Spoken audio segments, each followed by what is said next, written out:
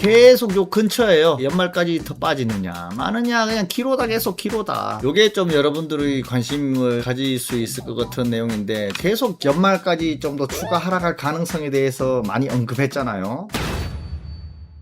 7월 20일 저녁 10시입니다. 비트코인 현재 9,500만원 부근에서 시세를 형성하고 있고요. 달러로는 띠용 64,600달러 부근에 지금 현재 시세를 형성하고 있습니다. 일단 비트코인은 지난주부터 뭐 특별한 움직임이 없습니다. 일단 4시간 봉인데요. 6월 초에 이렇게 후 한번 떨어졌다가 반등 기미 보였다가 다시 6월 말에 또 이렇게 빠졌고요. 지금 7월 초에 다시 슬금슬금 올라오는데 어쨌든 크게 보면은 4시간 봉상 박스권 상하단에 지지와 저항선이 일단 쳐져 있죠. 그래서 이 테두리를 크게 벗어나지 않는 한은 큰 의미가 없는 그런 시황 뭔지 아시겠죠? 그래서 일단 뭐 그래도 주변 여건이나 이런 소식이 뭐가 있냐 한번 살펴보면은 별로 관심이 없어졌긴 했는데 중동 상황이 조금 바뀐 게 있습니다, 여러분. 그래서 그거를 한번 짚고 넘어가 보겠습니다. 일단 지난주에 미증시에서 하이닉스 ADR이 급하게 확 빠졌지 않습니까?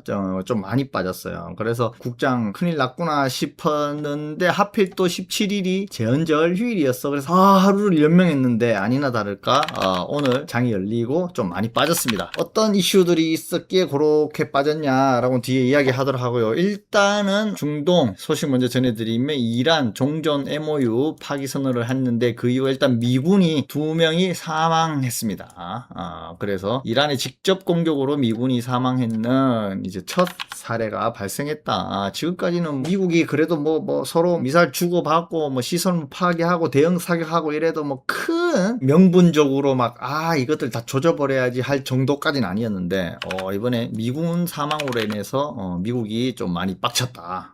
이렇게 보시면 될 거예요. 그래서 이게 미군 사망이라는 이 데드라인이 무너진 상황이다. 그리고 트럼프 대통령은 전쟁 핵심 목표는 핵무기 보유를 막는 거. 그리고 그 최근 소식 보면은 이란의 원전까지 타격했다라고 나오고 있죠. 그래서 이란의 서남부 후제스탄주의 다르호빈 원전 건설 부지까지 미국 미사일에 피격이 됐다. 그리고 원전 건설 현장, 교량, 철도, 도로, 담수화 시설도 군사적 억지보다는 국가기름과 보급망 자체를 압박하는 단계로 진입했다. 그래서 이런 건설, 철도, 도로, 담수화 이런 시설도 공격했고, 그리고 이러한 반격으로 인해서 미국의 반복적인 MOU 위반을 이유로 합의 이행을 중단 선언했죠, 이란이. 그래서 이게 지금 두 국가 간의 이게 양국 충돌이 어쨌든 지난달부터 지금 계속 이어져 오고 있는데요. 호르무즈 그 해협에서 뭐 상선 드론 공격하고 미국 보복 공습하고 계속 그런 일이 반복되다가 이번에 미군 사망으로 인해서 새롭게 주목을 받고 있습니다. 원래는 이게 분위기상으로 이제 더 이상 뭐 이란이 할 게 없겠네, 조만간 이제 상황 종료되겠네 라고 생각을 했었거든요. 근데 이미 다 그냥 조져놓은 상태에서 이란이 그냥 마지막 발악하는 그런 움직임인데, 일단 미군 사망으로 인해서 미군이 또 한번 이란을 확 공격할 수 있는 그런 명분을 줬다, 이란이. 그렇게 보시면 될 거예요. 그리고 중국의 문샷 AI 2.8조 파라미터의 키미 K3를 뭐 공개했다. 요것 때문에 조금 시장도 관련주들이 영향이 조금 있었고요. 어쨌든 월가가 가장 우려한 지점이 중국 AI가 미국 AI를 완전히 추월하지 않아도 충분히 좋은 성능을 훨씬 낮은 비용으로 제공하면은 미국 기업의 수익성 전체가 흔들릴 수 있다는 이런 뭐 불안감이 계속 작용하는 거죠.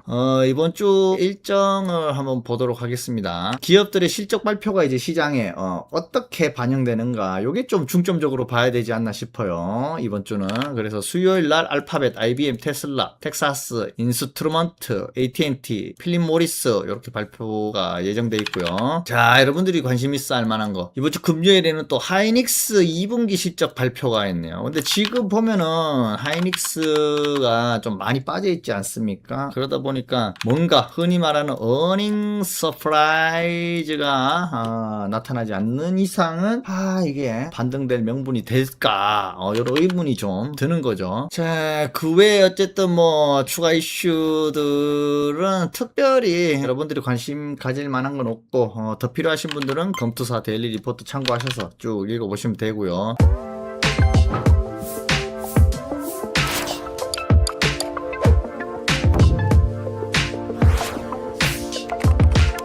비트코인 이야기는 제가 매주 말씀드리고 있지만 계속 요 근처에요. 이게 연말까지 더 빠지느냐 마느냐 그냥 기로다, 계속 기로다. 그래서 오늘 보면 추가적인 소식이 뭐가 있느냐 이렇게 보면 일단 비트마인이 이더리움을 또 매수했다라는 소식이 있고요. 스트레티지가 지난주에는 비트코인을 매입을 안 했다라는 소식이 떴습니다. 이번 주는 스트레티지가 어떻게 할 것인가.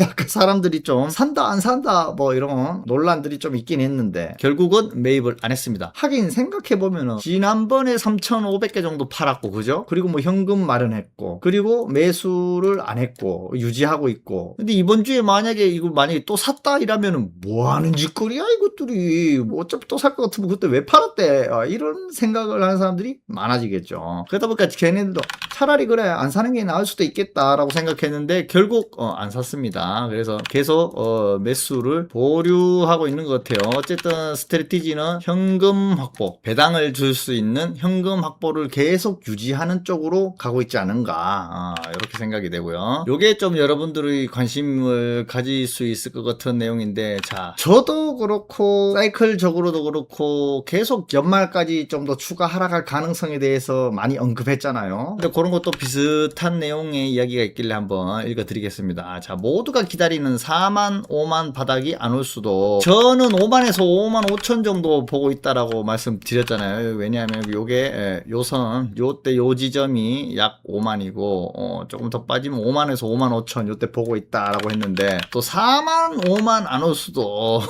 이렇게 이야기하는 사람도 있네요. 그래서 50만 팔로워를 보유하고 있는 사람이라는데, 닥터 프로핏이, 어쨌든 이 사람은 자, 전통적인 4년 주기 바닥이 이번 사이클에는 나타나지 않을 가능성이 있다라고 합니다. 가능성은 있죠. 저도 그럴 수는 있다라고 했지 않습니까? 근데 현재부터 단계적으로 매수에 나서고 있다라고 하는 이 사람은, 자, 그 이유에 대해서 저도 뭐 수차례 말씀드렸죠. 만약에 원하는 가격대를 저는 뭐 5만에서 5만 5천 설정해놓고 이 사람은 4만에서 5만 설정해놨다고 쳐도 그 가격이 온다라는 보장이 없으니까, 남은 기간 따지면 이제 반년도 안 남았다. 그러면 그 반년 동안 기다렸는데 안 오면은 뭐야? 실컷 기다렸더니 내가 원하는 지점이 안 오고 올라갈 수도 있기 때문에, 그래서 야금야금 그냥 지금부터 사모으는 게, 분할로 모으는 것이 현명하겠다라는 생각을 가지는 거죠. 그래서 어쨌든 이 사람은 단계적으로 매수에 나서고 있다고 하고요. 자, 그래서 최근 대부분의 투자자가 4년 주기 이론을 근거로 9월에서 10월 저점이 형성될 것으로 기대하고 있다. 그러나 시장 참여자 다수가 동일한 시나리오를 예상할수록 실제 전개될 가능성은 오히려 낮아진다. 그래서 BTC가 5만 달러 아래로 하락할 가능성은 제한적이다. 그리고 최악의 경우 5만 4천까지 조정을 받더라도 현재 가격 대비 약 15% 하락에 그치는 만큼 현 시점부터 분할 매수에 나서는 것이 위험 대비 기대 수익 측면에서 유리하다. 저도 이 의견에는 동의하고, 오히려 제가 먼저 주장을 했던 내용이지 않습니까? 그죠? 12월 요때까지는 기간적인 어떤 사이클 기간이 남아있는데, 떨어지는 가능성, 여기서 오르는 가능성, 그리고 빌빌거리고 횡보할 가능성 뭐 이렇게 존재한다라고 치면은, 내가 떨어지기만을 기다리면은 하나도 못 산다 이거야. 비트코인을 매수하려고 노렸던 사람들은. 그런데 어쨌든 지금부터 6개월 그냥 뭐 더 빠져도 버틸 수 있다라고 생각하는 사람들은 진입을 하는 게 현명하다. 그리고 큰 돈, 목돈, 일시불로 한 방에 확 살 사람들은 오히려 뭐 기다려 보는 것도 괜찮은데, DCA 전략으로 가는 사람, 매달 분할 매수로 가는 사람들은 오히려 지금부터 들어가는 게 현명할 수도 있다라고 저도 계속 비슷한 케이스로 말씀드렸었습니다. 벌써 지난달부터였나요? 한 달 전부터 계속 그 말씀을 반복적으로 하고 있는 것 같은데, 또 구독자 50만을 보유하고 있다는 요 닥터 프로핏이라는 사람도 오늘 또 이런 이야기를 했네요. 그래서 한번 말씀드려봤습니다. 그리고 클래리티 법안 이야기 안 할 수가 없죠. 저번 영상에도 말씀드렸지만 앞으로 더 빠질지 안 빠질지는 클래리티 법안이 제일 큰 영향을 줄 수 있을 것 같은데, 지금 또 왔다 갔다 하고 있어요. 저도 개인적으로는 이게 좀 힘들지 않을까 쪽으로 좀 치우친 게 사실입니다. 그 내용을 한번 같이 보면요. 클래리티 법안, 트럼프 이해 충돌 논란에 이번 주 통과가 불확실하다. 뭐 이건 계속 그래 왔었죠. 그래서 클래리티 법안이 자, 이번 주에 상원 표결에 오를 가능성이 있지만, 트럼프 대통령의 이해 충돌 논란이 최대 변수다. 요건 지난주에도 제가 제가 말씀드렸던 내용이죠. 그리고 현재 폴리마켓은 연내 통과 가능성을 40%로 점치고 있다. 요게 이틀 전만 해도 한 30%대로 떨어졌었거든요. 근데 다시 트럼프가 좀 한마디 했잖아. 그러다 보니까 조금 40%로 올라온 것 같아요. 하지만 민주당 의원들은 트럼프 대통령의 암호화폐 사업과 관련된 윤리 문제를 제기하며 법안 처리에 반대하고 있는 상태입니다. 그리고 엘리자베스 워런 상원 의원은 트럼프 대통령에게 올해 암호화폐 수익을 공개할 것을 요구하고 있고요. 민주당은 선출직 공직자의 암호화폐 발행 홍보 제한하는 조항이 포함되지 않으면 법안을 지지하기 어렵다는 입장을 계속 고수하고 있습니다. 그에 반면 존 튠 공화당 상원 원내대표는 오는 8월 10일 이전 표결이 반드시 8월 10일 이전에 표결이 반드시 이루어질 것이라고 밝힌 바가 있다라고 하는데요. 여러분 이거 보면은 국회의 어떤 표결이 통과되느냐 마느냐는 진짜 예측을 하기가 힘듭니다. 지금까지는 어쨌든 이게 표를 보면은 60표를 뭐 받아야 된다고 제가 표 계산도 지난주에 해드렸지만 힘들잖아요. 지금 통과되기 이 가능성이. 의원 한 분은 사망했고 그리고 긍정적인 또 표심을 갖고 있는 의원 한 분은 또 입원해 있고 그러다 보니까 두 표가 또 더 모자라는 상태고 그러다 보니까 민주당 쪽에서 한 10표를 끌어와야 되는데 힘들지 않겠는가. 지금부터 해서 한 열흘 상간에 보름 동안에 과연 민주당에서 뭐 한 6명 정도 확보해놨다고 쳐도 4-5명을 추가적으로 더 끌어들일 수 있는 로비가 가능하겠는가. 모르겠어요 지금. 누군가 진짜 자금력으로 돈을 쏟아부어가면서 로비를 하지 않는 이상 과연 민주당 의원인 4-5명이 더 이쪽으로 와줄 수 있을 것인가. 그리고 이게 수정안 문제도 있잖아요. 수정안이 발표됐는데 또 민주당 애들이 또 수정안을 보니까 조금 납득이 가네. 그래도 해주자 이런 분위기가 또 나올 수도 있는데 반대로 이해충돌 우리가 요구했던 공직자 암호화폐 발행 홍보 이거 제한하는 조항 이거 없잖아. 하지마. 반대! 또 이렇게 나올 수가 있는 거죠. 근데 이런 그런 문제들 통틀어서 지금 여전히 가능성이 좀 힘들지 않겠나라는 게 주류 의견입니다. 근데 만약에 이렇게 생각하고 있잖아요. 우리가 어렵다라고 생각했는데 통과되면은 어떻게 돼요? 코인 가격은 오를 것 같아요. 왜? 오히려 안 될 거라고 실망하고 있었는데 반대로 통과가 됐어. 그러면 시장인 보통 가격이 어떻게 되냐면 기대도 안 했는데 돼버렸네. 기대도 안 했는데 돼버렸어. 그러면 갑자기 또 이 박스권을 틀고 뿅 올라갈 그런 명분이 생기는 거죠. 하지만 만약에 안 됐다. 그럼 지금도 뭐 될지 안 될지 모르기 때문에 살짝 기대감 안에서 움직이고 있는데 좀 실망을 하는 경우가 있을 수도 있겠죠. 그러면 또다시 이 안에서 빌빌거리거나 추가적으로 내려갈 가능성이 크다. 그게 클래리티법을 둘러싼 향후 비트코인과 암호화폐 시장의 향방이다 라고 그렇게 보시면 될 것 같아요. 근데 애초에 기대 안 하는 게 좋겠다. 왜? 기대한 만큼 안 되면 어떻게 돼? 실망 쭉 이렇게 되잖아요.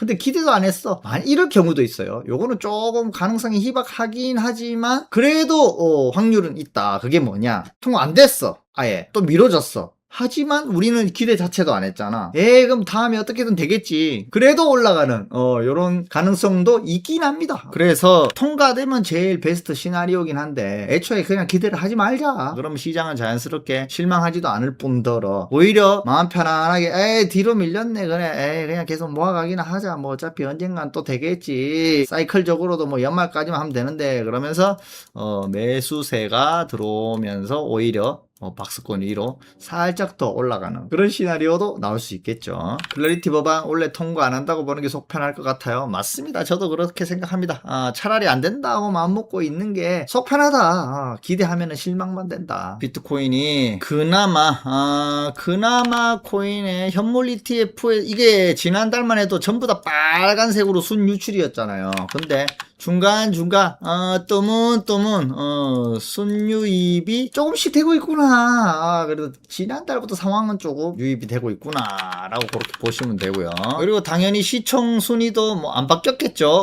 역시나 비트코인이 위에 있고 삼성하고 하이닉스는 저 밑에 있습니다. 그래서 이번 주는 비트코인이나 암호화폐 시장에 대해서 말씀드릴 게 크게 없어요. 크게 없어요. 그래서 계속 지난번에 말씀드린 그 클래리티 법안 그리고 4년 주기 사이클 사이클 그 두 가지의 가능성을 두고 결과에 따라서 향후 방향이 어떻게 될 것이냐 그걸 조금 더 두고 봐야 알 수 있겠다. 최소한 크리에이티브 법안이 8월 10일 정도까지 돼야 그 결과가 명확하게 나오니까 그때까지는 뭐 별 기대하지 마시고 계속 쭉 가자. 요렇게 정리를 해 드리겠습니다.